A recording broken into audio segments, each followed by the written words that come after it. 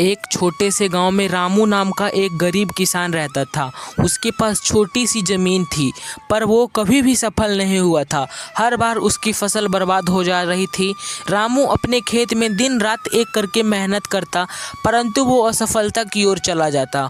उसकी ये हालत देखकर उसकी बीवी और उसके दो छोटे छोटे बच्चे वो भी परेशान हो गए थे। गाँव वाले उससे बेहतर किसान थे। गाँव वाले चाहकर भी रामू की मदद नहीं कर सकते थे।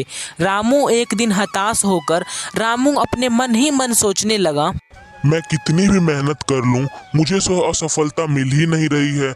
मेरे बच्चे भी अनपढ़ हो रहे हैं, मैं उन्हें पढ़ा तक नहीं रहा हूं। हे भगवान, अब बस आप ही मेरी सहायता कर सकते हो, आप ही कुछ करो। तभी एक बूढ़ा आदमी रामू की ओर चला आ रहा था।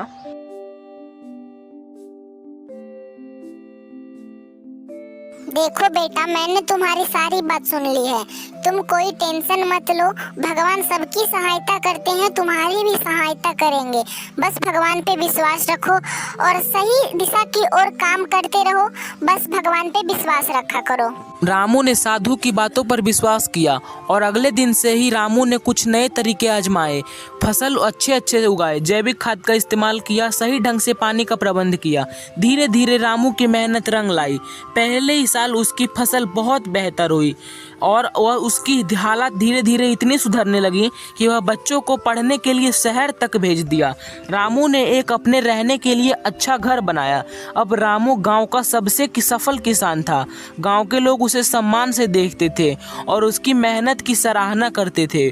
उसने अपने अनुभव से सीखा कि कठिनाइयों का सामना करके और धैर्य से काम करके कोई भी व्यक्ति अपनी किस्मत को बदल सकता है। तो बच्चों, रामू की कहानी हमें इस बात की शिक्षा देती है कि मेहनत, धैर्य और सही दिशा में किए गए प्रयास कभी व्यर्थ नहीं जाते।